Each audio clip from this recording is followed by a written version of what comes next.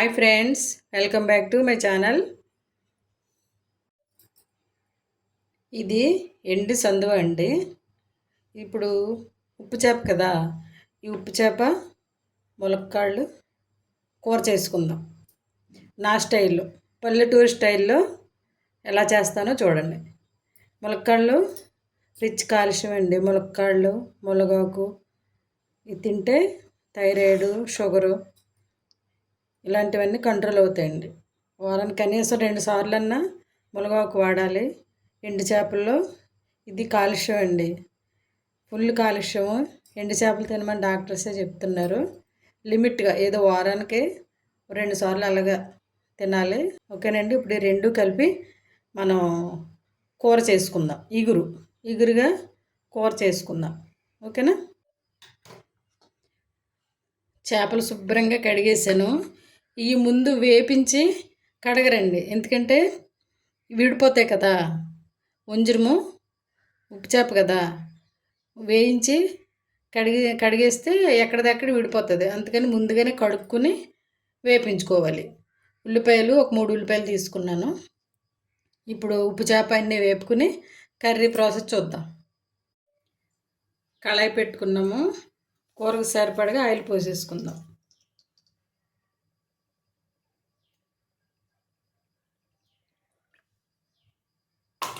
ఒక 4 స్పూన్లు పడుతుంది. 4 స్పూన్లు వేపించుకుందాం. బాగా కాగాలి. ఆయిల్ కాగకపోతే ఉప్పు చేప అడుగంటేసి బాగా విడిపోతుంది. ఆయిల్ కాగింది. కొంచెం లైట్ బ్రౌన్ కలర్ వచ్చేదాకా వేపించుకోవాలి. వేసిన వెంటనే కదపకూడదండి పీసులు. ఈ అడుగంటుకు పోయి బాగా విరిగిపోతాయి, ముక్కలు అయిపోతాయి. అందుకని స్టవ్ మీడియం ఫ్లేమ్లో పెట్టుకుని వేపించుకోవాలి. జస్ట్ ఇలా కొంచెం వేగితే సరిపోతాయి. తీసేసి కప్పులు వేసుకుందాం.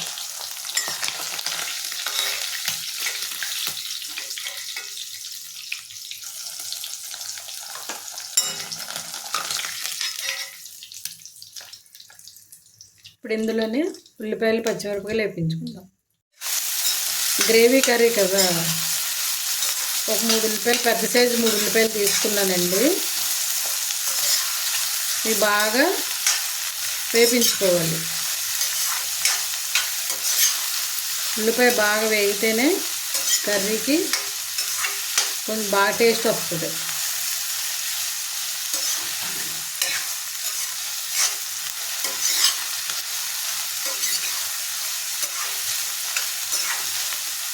స్టవ్ మీడియం ఫ్లేమ్ పెట్టుకుని ఒక 10 నిమిషాలు వేపించుకుందాం.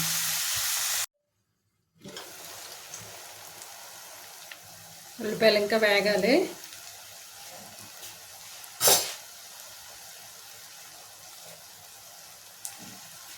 ఒక టమాటా కట్ చేసి వేసుకుందాం.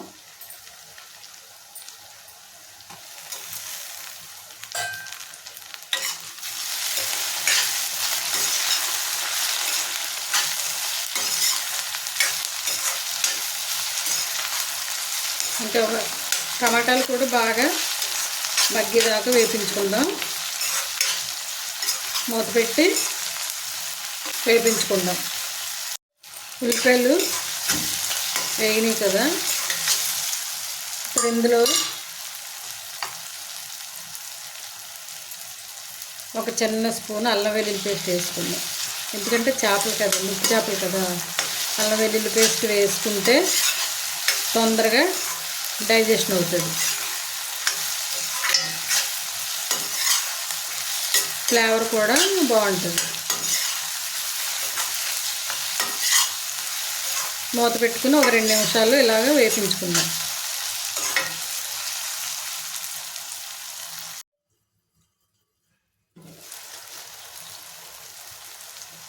ఉల్లిపాయలు మనకి ఇలా వేగినాయి. ఇప్పుడు ఇందులో ఉప్పు వేసుకుందాం. ఎందుకంటే ములక్కాళ్ళు వేసిన తర్వాత ఉప్పు వేసేసుకుంటే ముందుగా ములక్కాళ్ళు బద్దల కింద ఉండవండి. ములక్కాడు పళ్ళంగానే ఉంటాయి.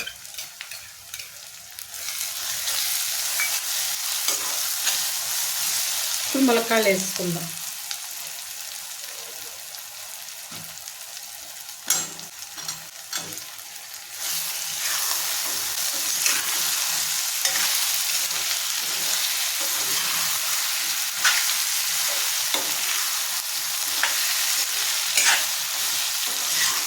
ములక్కాడలు వేసిన తర్వాత అల్లం వెల్లుల్లి పేస్టు ఉప్పు అన్నీ ములక్కాడలకి పడితే ములక్కాడ చక్కగా టేస్ట్గా ఉంటుంది. ఇప్పుడు స్టవ్ సిమ్లో పెట్టుకుని ఒక 2 నిమిషాలు ములక్కాడలు ఇలా మగ్గనిద్దాం. మూత పెట్టుకుని మగ్గనించుకుందాం. మూత తీసి మనం వేయించుకున్నాం కదా చేపలు, కూరకు తగ్గట్టుగా కారం,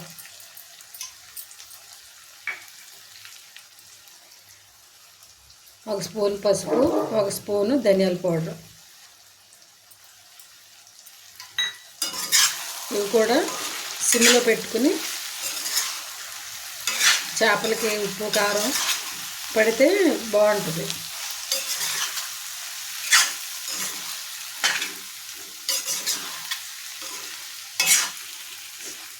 మూత పెట్టుకుని స్టవ్ సిమ్లో పెట్టుకుని ఒక 2 నిమిషాలు ఇలాగా మగ్గించుకున్న తర్వాత కొద్ది వాటర్ పోసుకుందాం. ఓకేనండి. కర్రీ మగ్గింది బాగా. ఇప్పుడు గ్లాస్ వాటర్ పోసుకోవాలి. ఎందుకంటే ఒక గ్లాస్ వాటర్ పోసుకు ఇవన్నీ ఉడకాలి కదా. స్టవ్ మీడియం ఫ్లేమ్లో పెట్టుకోవాలి. కూర ఉడకాలి కదండి.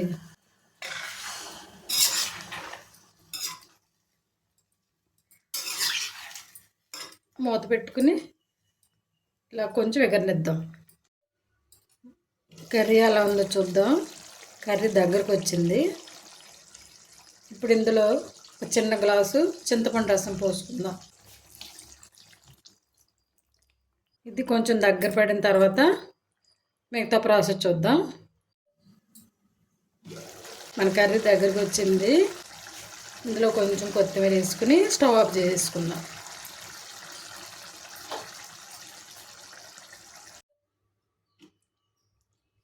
కర్రీ రెడీ అయిపోయింది. చూడండి, అన్నంలోకే బాగుంటుంది, చపాతీకి రోటీకి బాగోదండి. ఎందుకంటే చేప వేసాం కదా, ఉప్పు చేప వేసాం కదా. చేపను కూడా చూపిస్తాను చూడండి. చేప కూడా విడిపోలేదు, చక్కగా ఉంది. ములక్కాళ్ళు కూడా విడిపోలేదు. ములక్కాళ్ళు ముందు ఉప్పు వేసుకుని ఉడకబెట్టుకుంటే కర్రీ చేసుకుంటే ములక్కాళ్ళు చక్కగా విడిపోవు, కాయ పళ్ళంగానే ఉంటుంది. ఓకేనండి. ఈ వీడియో కనుక మీకు నచ్చితే లైక్ చేయండి, షేర్ చేయండి, సబ్స్క్రైబ్ చేయండి. ఓకేనండి. Thank you for watching. Bye.